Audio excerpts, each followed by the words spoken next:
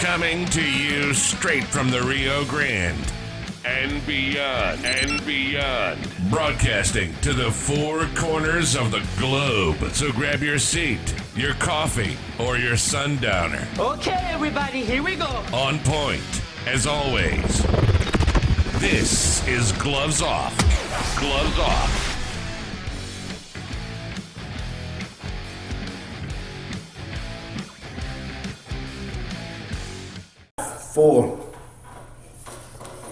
Good afternoon. Believe it or not, I get to be the guest host on Gloves Off with Professor Paul Buitrón, and I get to interview him rather than him interviewing me. Paul, it's really great to be allowed to be the guest host on your show. No, well, thank you. It's always a pleasure having you and touching base and when you said this, and I said, sure, let's go for it. Let's do it because there's very few people that because most of martial artists, we end up becoming somewhat of public figures, right? Yeah. And so we need to understand where we're going and where we're coming, and to see where we're going to lead in the future. But you asked me if we can touch base with Savate, and I said, that's my passion. It's touch base. It's shoot. Let's shoot. Let's go for it. Yeah, we have to. I want you to understand that even for me, most of us only know about Savate as a name. We go, And you know what most of us picture, like me, is actually, I guess, boxing français, where they're in their cool uniforms, they're in the ring, and you see them with the elongated stances and their kicks, and it's elegant. But there's a whole nother side to it. And, being exposed to Brother Paul here, he's one of the few professors, probably, I believe the only professor. No, there's others. There's others up here. There's others. Okay. He is truly what I consider a master. He just politely showed me all the ways he could beat me up with Lacan. And I want you to know, it's a stunning art. But what I want to know is, can you give me a basic idea of where Savate first came from? Well, Savate is an indigenous martial art to Europe. Okay. The first mentionings of the word Savate in the research that I've done is from, believe it or not, from a mercenary family out of Scotland in the 14th century, where they mentioned that they're sending their sons to learn Savate. And at that time it's spelled with a double T. Probably because of the way English it was at that time frame, probably because of the way French was at that time frame. So Savate was already mentioned back then. I have spoken to many, in fact, one of my mentors and a dear friend was Count Baruzzi. And every Friday, it was kind of like a job to take care of Count Baruzzi. He was the man that brought back Boxe Française and Savate after World War II. And he used to say, Savate originated out of the Crusades. What did he mean by that? Many people can speculate and say, Savate, where did it come from? Where did it go? Out of the Crusades, what are you talking about? Is it nobility if it's not? In some of the books of Alexander Dumas, which was a practitioner of Savate under Charles Lecour, he writes about it. He writes about it within the Musketeers, within all the different ones. He writes about it during the Monte Cristo, yes. And so you start seeing that type of movement in there because Savate was already there. Now the term Boxe Française, Théophile Gautier was the poet, was another practitioner of Savate. Another luminary was that he was also a student under Charles Lecour. In fact, that's where Boxe Française originated. You're talking about in the 1830s. Charles Lecour was a tough guy in Paris. He was a ruffian. He was a tough guy. Most of these guys were bodyguards to the aristocrats. Michel Cassou, which was the first one that opened up a school of Savate, it is said, through various people, from Count Baruzzi to Roger Lafon to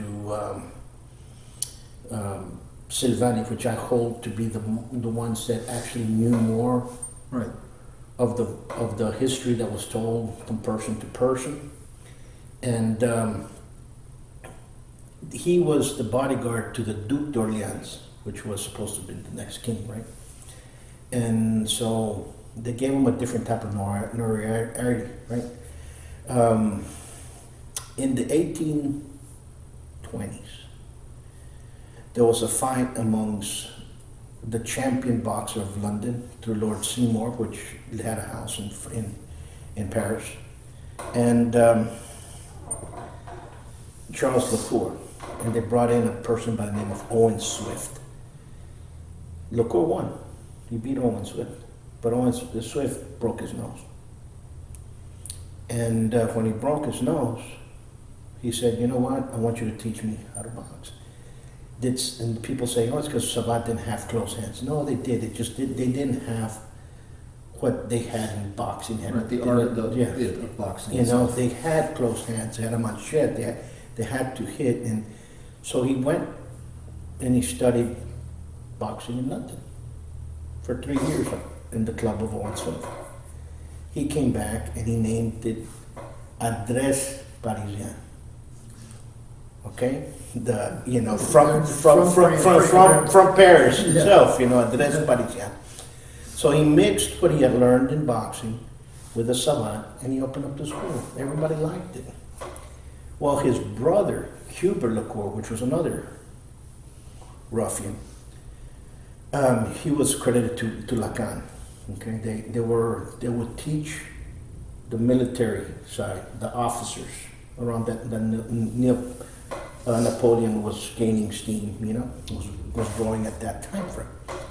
So, Boxe Française, the name, was given by Théophile Gautier, which he says, from the streets came an art that is pure French. It is cliché, and it is a fad, and it is called Boxe Française. Right. So everybody called it Boxe Française because of the poem that Théophile Gautier made. And so Boxe Française was quickly grabbed by the military. Of course.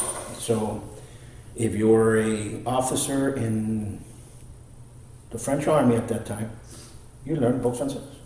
And you probably learned Boxe Française all the way as an officer, probably up to Vietnam. And unfortunately, that's the way it was. Right. You learned it. So that's what's being given credit to that. So that's where it originated. So, all right. When I was in prep school, because I'm a typical New England kid, I went off to prep school. There was a young man whose father worked for the French embassy, and Johnny Beale and I became great friends. And of course, what does Bram have in his hand? But I'm the only one in prep school popping up with a knife. And Johnny used to fade back, and he had on shoes with steel toes. Mm-hmm. And he would pop me, stay really far. I'd seen martial art before, but he kept popping. And that was my first time for someone to say, "Oh, I do some savate." I learned with my dad because they originally came from France. And I heard that. Is it true that they actually had special shoes to be able to kick and make the kicks more effective? Well, they have special shoes for the sport. Right. Well, I meant for the savate on the street. To actually, to give more impact against the bad guys. Did they? I've heard that they used to. Like in Spanish, I've heard something like rude zapatos, and that they had pointy shoes or shoes with tips. And I don't know if that's just a myth or is that true? I don't know if it's fashion or not, but I have heard that they used to make not like a razor blade, like a real thin gauge of steel, and it was sewn on the outer edges of their shoes. So when you did kick, you can cut the person. That I heard of, so I do not know if it's right. That just made a connection. You guys may not know Fred Perrin. Fred Perrin does security work and former military friend. Great knife maker, wonderful person.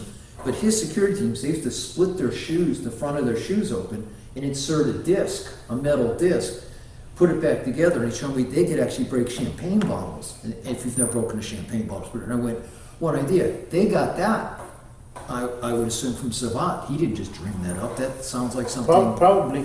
Because I've heard about a lot of stuff that they were used. There was a lot of stuff that was used within the articles of clothing. And that's basically the last of the disciplines. It's called panache. Can it have, it can be. It just depends on the person. When he talks about panache and about clothing, see this simple hat?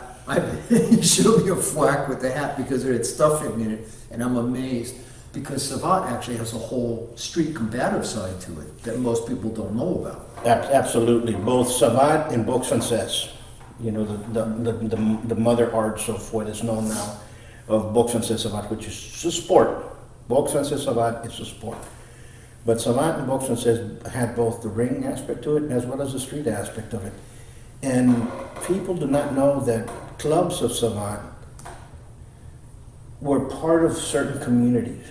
And they've been there for such a long time. You have generations of individuals training there. Like Clichy, you have grandparents that went there and uncles and kids, and they're still going there now. To me, I think Clichy and Bobigny are the oldest of the Savate clubs in the Suresnes, and the Suresnes, which is the oldest of the Savate club, and that the Suresnes is a Savate club, and Clichy is a Boxe Française club, and Bobigny, it was Boxe Française as well. It was a Savate club as well. I'm sorry, but those clubs were old to the point that you had a lot of generations in there. The club of Rueil-Malmaison, which I came from, was also an old club. It was established pre-World War I, and it was passed on from professor to professor all the way up now. And the last professor was my Professor Patorel, which right now Rueil-Malmaison doesn't exist anymore. Well, I find it so interesting because everyone's used to Asian martial art. Sure. And you know, and you and I've talked about it, people think about European. Savate doesn't even think, they think about guys in armor sometimes or whatever. And there's this whole class of truly stupendous martial arts. And I remember I got shown a technique the other day. He was working with Danny, and he went in for the punch, and he almost seemed to fall as he came in. And then a headbutt pursued with the back of his head. And as Paul went to step away, his elbow accidentally popped Danny in the head, accidentally. And he just walked away, and it was a stunning move. And he said, well, this is typical of Savate for the street, of dance of the street, I think he called it. And I'm amazed by it. Sure. You know, Savate is a street art. Okay, Savate it's probably one of the first urban combatives, if you want to put it that way. Yeah. You know, and then boxing and stuff like that. And you have to see that Paris is an old city. It goes back to before Rome. Right. So, you know, before the Romans, Paris was already around. It was a village. And Rome had a huge influence in Paris, and the way it was designed and the way it grew and so on and so forth. And you had the Renaissance. So you had a lot of fights. You had a lot of cultures. It was a center of the world for many, many, many, many things. Architecture, school, medicine. Of course, fighting will be that, you know. And I remember growing up as a kid, French was the international language. Sure. If you wanted to be cultured, you spoke French. Absolutely. So a lot of people don't understand that right now that Paris itself was a center for a lot of things, for art, for culture, for music, of course for fighting. So people would send their sons, people that had money, to go study at Sorbonne University, and they'll pick up whether it was fencing or this, and they'll learn it and come back. So it was very dangerous as well because of that. You had a lot of, in any city, really, you know, especially back then when you had the society gaps. Right. You know, you have very impoverished with very high money and everything in between. And so you had people that were going to steal guns. You had stuff like that. So you had a lot of self-defense that was going on at that period of time. So Savate was and is and should always have that malice of the street. Right. You know, I tell people this. You know, Savate can be aristocratically gentle with back alley brutality. Yeah. And that's what it is. And well, that's what I was trying to say. It was so elegant what you did. It looked like that you were in the middle of just a simple dancing of a move, and as you explained, and of course as Danny's head bounced around his body, I went, my God. And I want you, there's a stunning picture. I always tell Brother Paul how much I like it, because there's this low oblique kick stopping this guy completely, and the look on his face, his whole body's jammed, and I went, that's stunning. And you're just sort of eased back. I love the postures It almost to me is ballet, more ballet than anything I was in, and that's what I like about boxing Francais. They look elegant, and not that it's not deadly and hitting hard, but there's an elegance that's lacking in other things. It's very French in that way. That culture is there. Absolutely, and and that elegance, the preciseness. A lot of words transfer from ballet to boxe française. The chassé and stuff. Those are words that exist. They go right. It's part of the same. A lot of people confuse the name Danse de Rue Savate. When the guild was revived again, okay, and I say revived because in 1994, the true story, my professor Paturel and Viviani were here, and Viviani came in with a letter from the international president at that time, which was Michel Roger. And that letter was sent out to the majority of professors. And it said, if you're going to teach Savate as a martial art defense, you cannot within the confines of the Federation. You have to teach for the sport. Right. So in 1994, professors got that letter in France that everything had to be sport related. And once that happened, Graham, was that, we got together and said, well, we're going to teach what we're going to teach. And we being here in Texas, the guild was reformatted by these professors. Right. And at that time, the professors was Roger Lafont, was Dominique Daclo, Paturel, Pierre Shine, Viviani, myself included, my father. And there were several others that, André Germain and Mercadier, that we ended up putting together how it can be classified, to be separate, because we have to have the same spirit to continue. Right. They were kind of visionaries and knew things were going to happen. So everything was recodified as a progression of within the glove ranks. Before, let me take back because a lot of people might not understand. Before, if you wanted to learn lutte parisienne, you had to be a professor of both boxe française or savate, right, and Gan. Then you'd be accepted into an inner circle to learn lutte parisienne. Well, there's not that many of us that are professors of both Gan and one of the arts. There's very few of us, So it puts people in a very short. And then once you become that and you pass that, you go and become a professor with panache with Lafont, like I did. Fewer, even though the circle gets tighter. Right. So when you start looking at it, we try to save the disciplines within the whole curriculum of it. And that's what happened within Danse de Rue Savate. And we said, well, we're going to change the name to separate it from boxe française to Danse de Rue Savate. People say, oh, it's a dance. It's a phrase. Yeah. And that phrase is, do you want to dance? You got beef, you want to dance? Yeah. And we have that here. Yeah. The French have that saying. In Spanish, you have that saying. Portuguese, you have that saying. So it's a European saying of, do you want to fight? Yeah, in the Philippines, because they got it from the Spanish, was, do you want to play? I don't remember the exact Spanish, which is almost like, do you want to dance, but do you want to play? Absolutely. And you were absolutely, and the same kind of thing in the Philippines, when Marcos came in, because that was going to be, they actually organized everything into a martial sport, and they weren't supposed to teach the deadly arts because they wanted a peaceful society. I think they just didn't want armed people to be able to revolt and take over, but that's all a separate thing. But they actually had to split it up, and a lot of those instructors were forced to stop. And Remy, that's when he actually was forced to leave under a death threat to come here so he could teach what he wanted to teach because they didn't want it. So I understand the reorganization, and names are important. But I love the idea of dance. To me, when you said dance in the street or in the street, my thought was, yeah, I got that.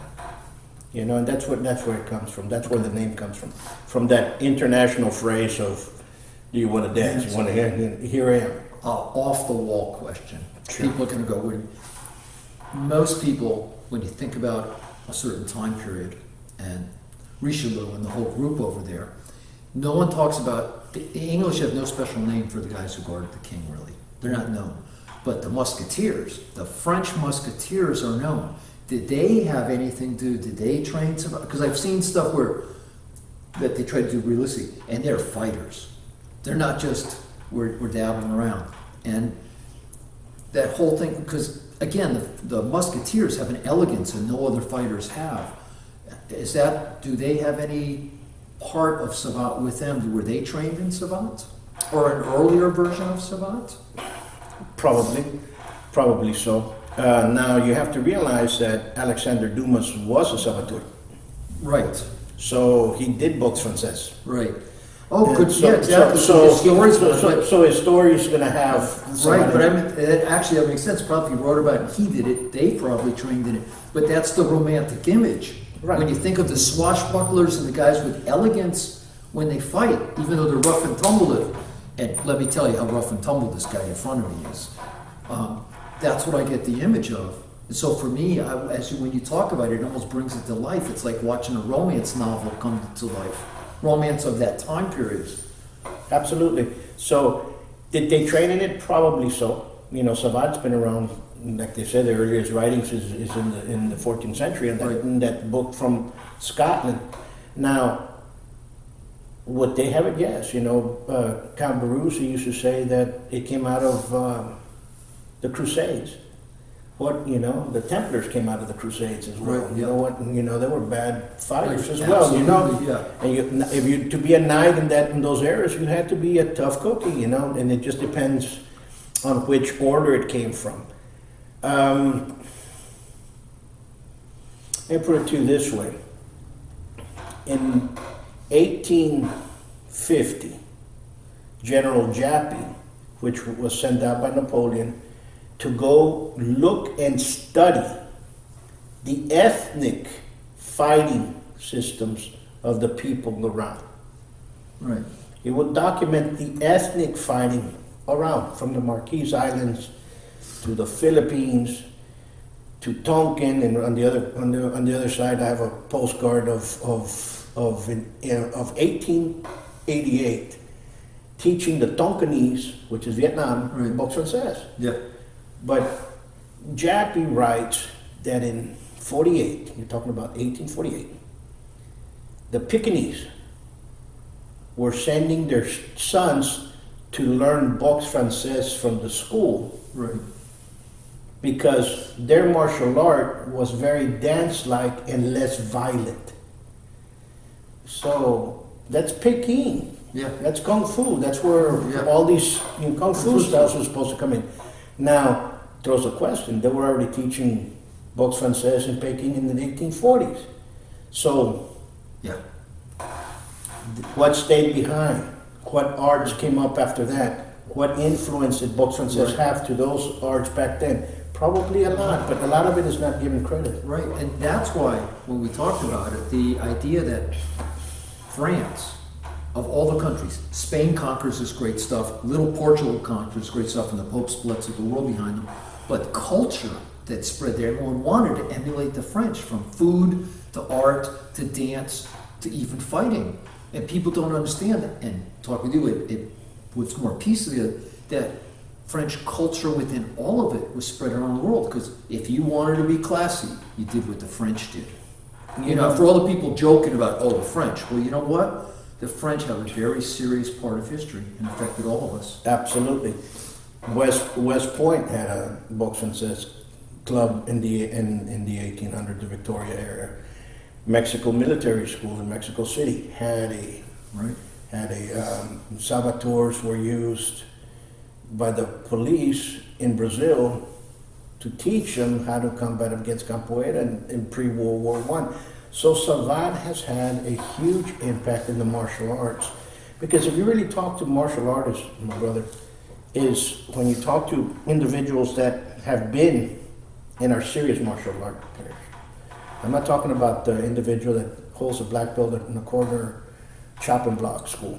I'm talking about the person that travels and meets, and most of the serious martial art players know that Savate exists. Right. They just don't know too much about it. They know that it exists, they know, kind of have an idea that it's around, but yet they do not know why or what goes on in between. Well, for me, with all my interest, I'm blessed that you took me into your family, because I get to watch history in front of my eyes. Like I said, it's one of the reasons I'm honored to be the guest moderator on here, and gloves off to be able to ask questions about it, because I think that's what I talked about. Some of us, and I'll say some of us, know the name, but we don't know any of the history about it. And it truly has influenced a great deal of what all of us do. In the first place, everyone goes, oh, I want to go to Paris. And it's the first place my mom took me to as a child and always went back to.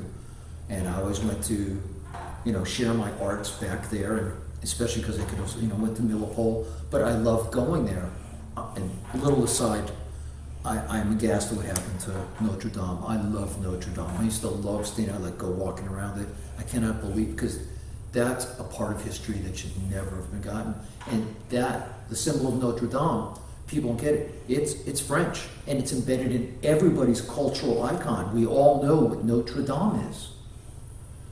So French cooking, French everything. Guess what? The Eiffel Tower. The French gave us the Statue of Liberty. Then the French are the ones who followed what the Americans did and went, no more aristocracy. They were the ones, as you said, who stood up and went, we will be free. Let them eat cake. We owe a great deal to the French. I'm amazed by, as you moved, you guys will see it in one of the other episodes the beautiful Lacan as it whips around me, and he shows stunning work. I love watching with a cane, Lacan, in your hand. Well, thank you. I thank those that came before me to have had the courage to have, instilled that onto me, and we have students that know that, and that have taken that, and some serious ones. But here it's a little bit different, because number one, not everybody knows what Savate is. Right. They think that you're saying you're going to pass, it's kind of some kind of gimmick like the other martial arts, or they think that it's some kind of offbeat nonsense, Right. martial arts, bullshit, you're going to put it that way, So when you talk to them, only the serious ones are learning it, and it's difficult. It's 30 years. We've had great respect. We respect a lot of individuals that come into martial arts. We've had a lot of brothers, especially the guys in Stockton. The Eskrima side, the Filipino martial artists are the ones that have embraced Dance with Savate dramatically. You know what I'm saying? It's kind of Well, don't you guys, and there's another thing, but don't you actually have a sports side of Lacan? Sure. A combat version? Mm-hmm. Or a combat sport version, that's what I mean. But it is called Lacan. The combat is the actual sport. But it took us a long time to produce this kind of you be able to do it as a sport here in the States, about 2012 more or so, we're sitting down in Stockton and we're talking about, Art Gonzalez, Grandmaster Art Gonzalez passed away, great individual. Yep. Wonderful man. Leo Giron, Michael Giron, Leo's son, Carlito Bonjoc, Vincent Caballas, Estalila. We're all sitting down, and Jeffrey Feiner, we're all talking about Ghana, we're talking about this, and everybody was just like nonchalantly, who cares? I'm here sitting amongst the greats, and they're all just like, goes, maybe we should do a sport. And I go, we should, but we have to kind of put it together for everybody to blend in. So we took rules from boxing, Lacan, Largo Mano. We took it from week after with Bandalan, and we kind of, okay, this doesn't work, and we just kind of put it together, and we called it the Gentlemen's Stick Fighting Coalition. Fight under rules. Right. And we've had many. Last year would have been our 5th Texas Championship, right. But with COVID, everything happened. I remember because I was going to come out to this one in COVID. You were going. You said, Brother Bram, come to this one, and I had heard about it. So it changed. It changed a little bit, and our Savateurs with God have done good. Sure, and you're like, why? Because it is a combative sport. So when you get somebody that's doing a martial art and you put them inside a combative sport and you want to go, it just doesn't happen. What happens with a lot of guys that do the different Filipino martial arts is, if they're natural, they can hang. If they're not, they're going to go away. Yeah. So it's it's good to see, and it's fun as well. But not all martial arts are great. Yeah. Well, I'm amazed by the depth of what you've been able to share, and I hope I can get you to open up about more on a couple other shows and stuff, because it's the soul of a great deal of what we do. And you, young man, are a great practitioner of it. I love your enthusiasm and the energy, and it's who you are. It's not what you do. It's definitely not a hobby, not a job. It is your soul, as you and I talked about, and that's what we need to keep the arts going. And if any of you do FMA, and I pick on it because I do FMA plus other arts, it would behoove you to go learn some of this and come learn about Savate, because it'll just put more tools in your toolbox and give you some other ideas about, as you saw, range and distancing, because it's a true fighting art with an elegance to it that is amazing. Well, thank you, and I hope you all enjoy it. Savate has been here for a long time. It's been here before I was, and it's going to be here after I am. So, and that's just the way it is. We're just one of the professors inside, and what saddens me is that even the professors in France have lost the power of what the professor in France was. And that, to me, Bram, takes a little bit different, because there's no more professors being made. Right. The French Federation literally stopped producing them. That So all means of a it's sudden- going to be on you, and you're the ones who teach. So now they have trainers, because it's gone all to the sport. So you're losing what is beautiful. Now they're trying to pick up and do this, and this is what they've done. A lot of these professors don't want to teach anymore. A lot of them have died. A lot of them, so we have a couple of them going on there. We laugh about stuff like this, and people now want to pick up the old manuals, but those guys are dead. Yeah. And you can't revive something. It's dead. You can get an idea, think about what or it you make is. something new, as you might talk about. We can recreate a new entity, but it's not the old entity. It's not what it is. No. You have to feel it, and if you did not live and you did not see those professors, not talk to them, they're passing the oral history. Right. That's why it was important when I was with Remy. Some of us said, how come? Well, we sat and talked with them. We ate with them. Those people shared life with us. And that quality of life adds to the dimension of what they taught us. Because they came from, as your instructors did, from an environment that helped them develop that. That if they were living in this environment, maybe those attributes wouldn't have come out. But they come from a culture and time of attributes that they needed to have those things work. And then they share that back to us. You're absolutely correct. And you see that, and you see that and you see people say, did Savate have a knife? Of course it did. Had knives. They had straight razors. A straight razor was the gentleman's tool. And it was used. My younger days, I used to carry one here. But what happens is, people need to understand that when Savate in Paris and in France, so many people doing martial arts, too many people learning how to defend themselves. These clubs were kind of like the old lodges, the Odd Fellows, or Masonic lodges, or your Knights of Columbus, or your Rotaries, that everybody would meet together in here and will make the community better. Right. These professors were a soul of different communities. They were involved in politics, they were involved with the police, they were involved with the underworld, they were involved with everybody. All the pieces. Because everybody will go train, and it would produce a type of respect throughout the whole thing. But as well as you were teaching this one person, and another people were teaching the other side, in the street you can end up getting together. You never knew who you were going to fight. Yeah.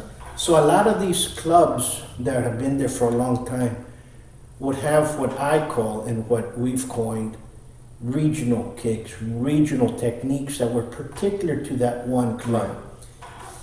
People say, oh, well, I used to train that. They never showed me. Probably because you weren't there long enough. Yeah. If you did not become a silver glove, you did not become a kind of a brother to another fraternity. So they're not going to show you the family little... They're Here, by not- the way, when you do this, add this.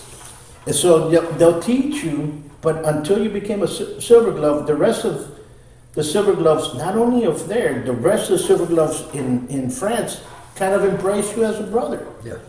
Then if you became a professor, it was kind of like, poof, it became another different family, another different circle. Right. Other things were opened onto you. It wasn't because people say, oh, well, I trained there. They didn't show me that. Or they didn't show me this over here. Well, how far did you go? Oh, well, well, there you know. Yeah. If you would have stayed, Yeah. then they would have embraced you. It's like this, and you'll understand me. If I'm teaching my students in my school here, I already know what martial arts are out there. I already know the instructors here in Laredo, how they teach. I know how most of them fight. I know how their students fight. So I have to develop my students to be able to beat up, not their students, beat up those instructors. So if you're going to be formed in this school, I guarantee you that you're going to give those instructors a hard time. Yeah. So that's what the care about is, in the passion of what you're trying to push. Yeah, absolutely. But people say, no, I'm not building you for that. So there has to be a trust. Yes. There has to be a trust. Yeah. You have to live that life. Yeah. Because that's the only way you're able to share it. And people laugh because there's some things Remy as a family are, and some of the other people he introduced me to, because I'd like show people, so Brian, you go with Jose. Yeah, but I want it. What did I tell you? And the stuff that they show me, because it was part of his family, people go, where did you get that? And I go, well, he fed, like your instructors, they find something that's part of family or they know you have an interest, let me feed you more. Why? Because you know what? If you take it and save it, when they pass on, at least they know they put a passion and want in it. People go, what are you doing? And I do the same as you. If you're in my training group, I don't want to hold anything back because I want you to be able to deal with all of them out there. And like when you film some stuff with me and I talk about, these are my interpretation of sneak in from what they fed me. Why? Because I want that little bit of edge. I want to go look. I want to give it to you. People go, you didn't show me that. Well, as you said, you didn't hang around long enough. Or you didn't, you weren't willing to commit to being family and show me. Why would I show you? That's right. And you need people that have respect. Yes. Then you have people that are dedicated and have the will to learn. And people say, what are you talking about will? What is skill and will and dedication? I'm dedicated, I come to class. Yeah, you come, I've been your student for 5 years, but you come to class once a month. Yeah. Or once every other month. Yeah, or even if they come all the time, as you said, will is not the same as I'm dedicated going to the training. I know people take the training, and overall, there's nothing past the depth of that training. Absolutely. There's other people who said about skills. Some people, I'm not worried about, are they the best skilled ones at it? I want to know that they actually took it into heart. And if I put them under duress, they don't need to be the most skilled. They just to be the most functional. As you know, fundamentals done well outweigh multiple skills done poorly. Absolutely. And here's one. You're teaching somebody how to fight. You're teaching somebody how to take somebody apart. You're teaching somebody how to beat up a good 80% of what's out there in society. Yeah. And because I give it 20% have training to the point. So when something like that happens, I'm going to tell you this way. Most thieves have the will to pull a knife on you. Right. They might not have the skill, but they have the will. Yes. And will overpower skill any day. Yes. Spirit, what they say. Do you have the heart to do it? That matters. Absolutely. Someone once looked at me and said, and I don't remember which one, and it's said in many arts, if someone truly is determined to bite your nose off, they're probably, because they're going to bite your nose. That doesn't mean you don't counter, but that's what they intend to do. And you're right. When a criminal's just going out, he's intending to commit a criminal act, he or she. There's no thought, or should I do this, or maybe. They're going to do it. What happens after, within the middle of that, is something else. But yes, the will to do it is something. You have to have the will to stop it, because they have the will to do it. Absolutely. And people say this, how long do I have to train to be good? Depends on the person. Yeah. How long does it take an average person to become a silver glove and savant? Well, an average person was not going to become a silver glove and savant. Right. Yeah. And There you the go. world would have silver gloves all over the place. You know? Right. It would be like California. That was, yeah, exactly. But you know what I'm saying? but what happens is that when you start looking at stuff like this, is like a fight in the street. Takes 7 to 10 minutes, seconds. Yeah. Seconds. Yeah, absolutely. If you're not willing to train and give it your best, for God forbid those 7 to 10 seconds that comes out, Yeah. then you're history. Yeah. Absolutely. I look at people and go, you got to know it's the bad guy usually has to jump because they're the ones ready to. Oh, we know you go out and get. Look, most of the time we don't have because we're normal people. We're thinking about 400 other things. We're not always on and ready to go. So when the guy does it, we're always half a beat off. The key is, do we have the will to get past that and survive and move through? Because I had one friend, and I won't mention his name, but he was always on. He drove people nuts, and I'd take him to shows with me, and the manager of the shows would go, would you please get him out of here? He's driving art knife shows, so there's no tactical knives. They're beautiful pieces of art. Yes, they would cut someone, but this guy was so tactical, wound up. I go, you need to take a chill pill, young man. Well, what if someone attacks me? We're in an art knife show. I doubt you're being attacked. You need to calm down. And those kind of people burn out. But the rest of us, someone said, well, how? I said, look, I might have my kids with me, my family, my friends. I'm doing something. I'm thinking about tomorrow's project. So bad guys who are going to do something, they don't have that in their mind. So they're always the half beat ahead. And it's what you said. That next set, from the time they start, the next 7 to 10 seconds after that, it matter. Absolutely. And you know the people, you talked about will, the people that said they want to learn, will take firearms, and when they learn it, and the first thing in a firearms class is, if I'm going to teach you how to shoot, you better tell me you're willing to shoot someone. What I mean, if you can't get it through your head that you're going to shoot to kill, there is no shoot to wound. I'm going to shoot to stop this person. Don't bother carrying a firearm. Because if you don't have the heart, the will to take a life to save your own, there's no point in carrying these tools. If you have no will to enact it, understand that things are going to happen, there's no point in doing this. Because it's not going to work if you don't have will. Those are the ones you were doing. Oh, well, I'll train once a month, I'll train once a week, and I'm here for the exercise. Okay, I'm not here for the exercise. I grew up in a good Jewish family. My grandparents, when I was little, went, it will not happen again. And I got picked on a lot as the little Jewish kid, and I learned, like a lot of us who get picked on, that it's not going to happen. I'm going to sell. I'm not the toughest fighter in the world. I don't claim to be a world champion. You know what? I have a little bit of a will, and I'll sell myself dearly to protect myself and especially my family. And I think that's the will that we talk about. That's absolutely, and you see that everywhere, and you see that will, and that will comes out, and people say, does competition training it is needed in Savate? Of course it is. You need to learn the secrets of the square circle, Right. for you to be able to control space and time. Yeah. And people say, but I don't want to compete. Yeah. Okay, you don't have to compete, but I'm going to tell you one thing, you need to learn that. Because in Savate, and with all the other disciplines that come within that, and especially in Danse Savate, the square circle teaches you so much.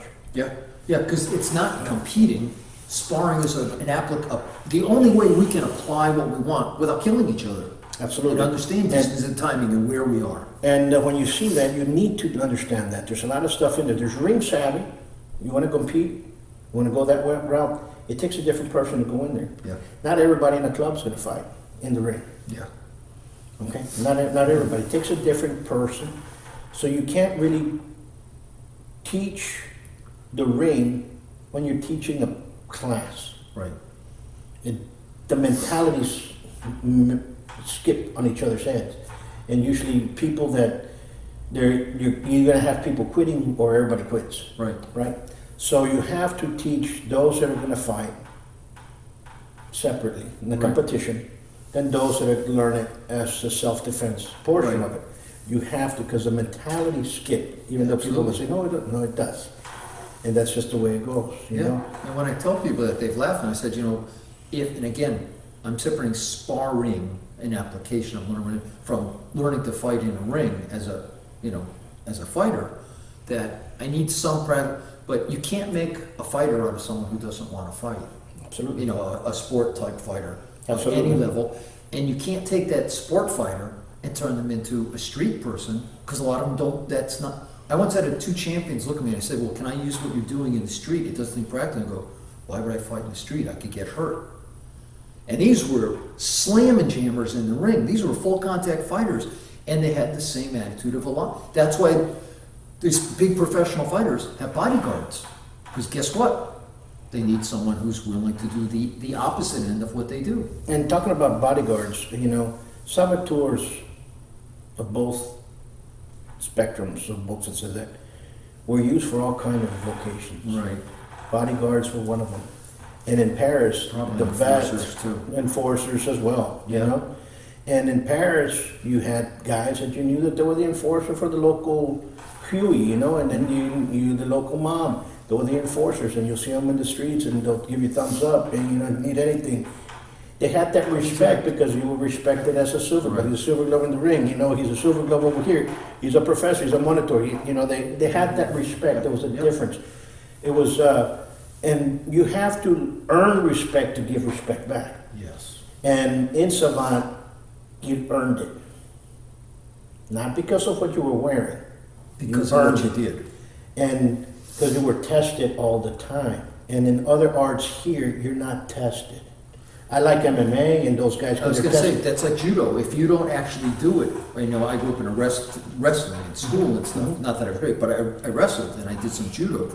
If you don't actually do it, they go in and go by. You could actually lose rank per se because you're not actively doing it, which is what you're talking about. Absolutely.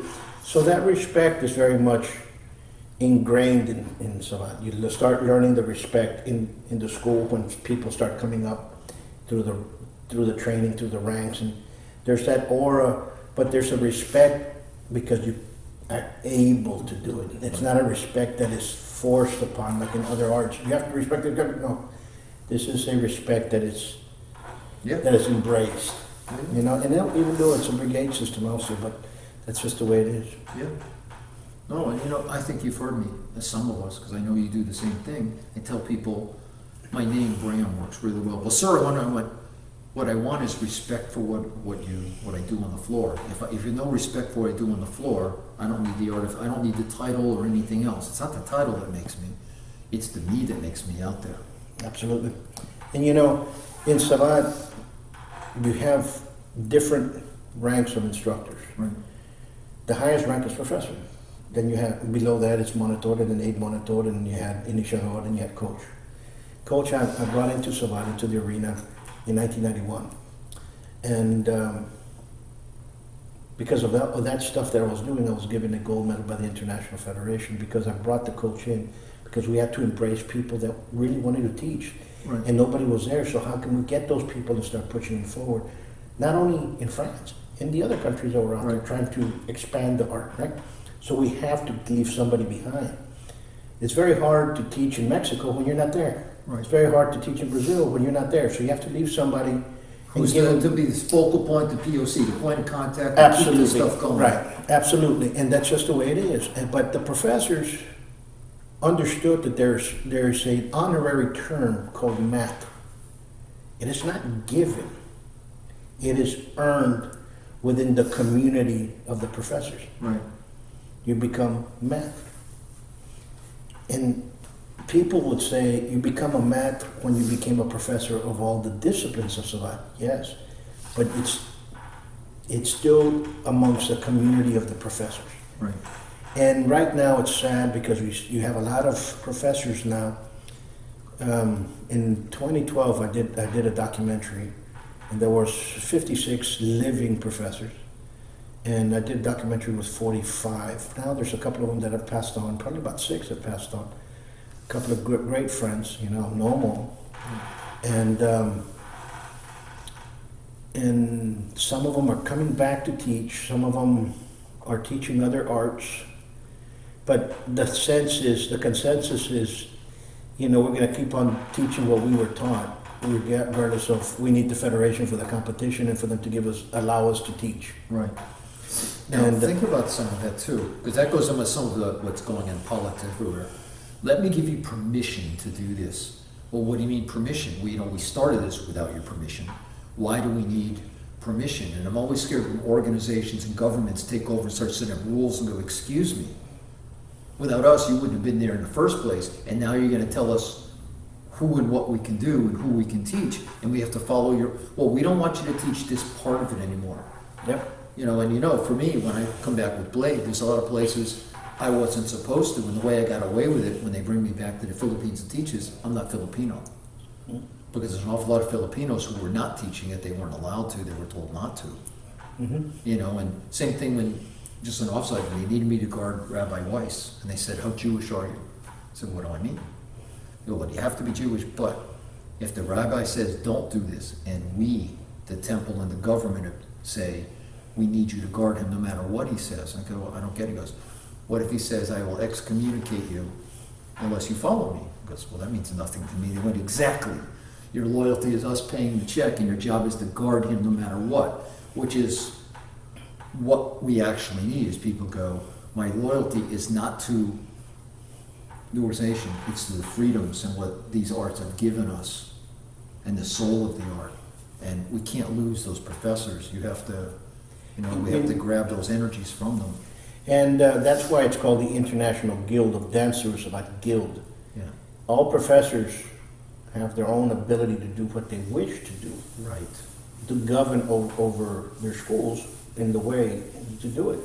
But they're recognized with everybody behind them. Right. A federation tells you have to do it this way. Yeah, exactly. And that's why they had old guilds, everything as a joke, and it's not. The Assassins Guild, the Writers Guild, the Farmers Guild, whatever, the bakers, that the guilds were there so that there's a basic consensus of people together, but nobody could tell the others to do. And they had a general they make agreements of what we will allow of flexibility within society, not what each group did. Absolutely. Yeah. So that's basically where it's at. And hopefully people can grow within the art and within the arts period, and I tell people this, and I get calls and they say, well, there's not a Savate school here. What should I train in? Boxing. Who's there? We know enough associates that we have an associate practically in a city throughout the United States. Right. If I don't have one, I can call you and say, somebody in this city or so-and-so, and say, you know what, go send them to this person. Well, in today's technology too, people can contact you online. Sure. And they could probably even set up Zoom lessons just to get an idea to learn before they fly into here. COVID has changed us a little bit because of Zoom. They gave us the ability with Zoom.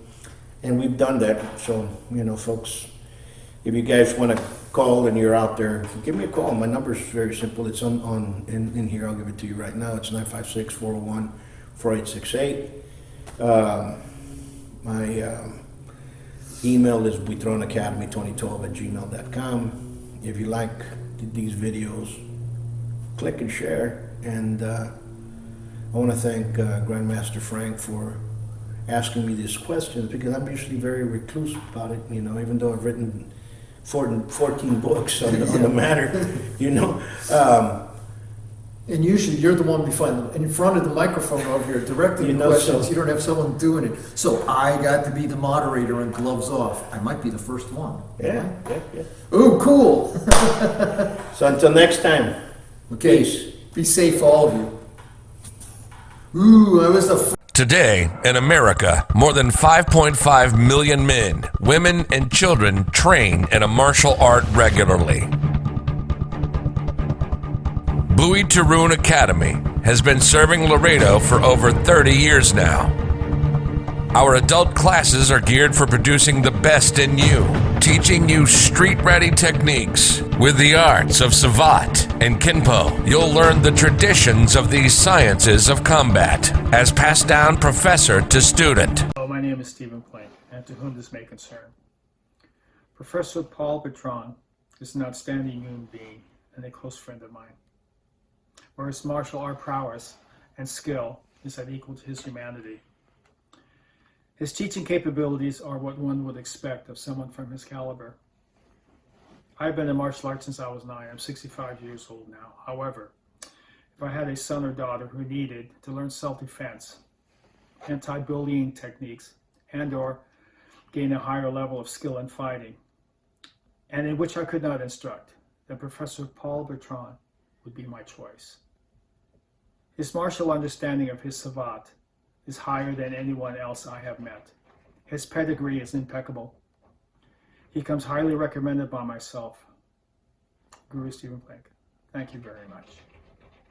Hello, I'm Richard Planis. I was the vice president of the IKKA for Ed Parker for many years, 10 years before he died.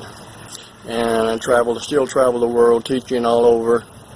And I met lots of people through the years. One of them I want to congratulate is Paul Buitrón down in Laredo, Texas. He's opening a new school, and that's always good to hear. I've known Paul since he was about 18 years old. I couldn't even tell you how old he is now. We've known each other for a long time, and he's like a lot of people should be, takes art seriously. He incorporated many arts, in his school. He does, capoeira, silat, jiu-jitsu, eskrima, kenpo, lots of different things. Any art like myself that you have to see a value in, you can bring it in and incorporate it if you want to. Anyway, so he's opening a new school, and I'd like to recommend it to anybody who wants to train down in the Laredo area. Meet him, go see him, you'll have fun. Thank you. Bye. Come train at the best kept secret of Laredo. Give us a call for your free evaluation at 956-401-4868 or check out our website at savate.biz. Follow us on YouTube and Facebook.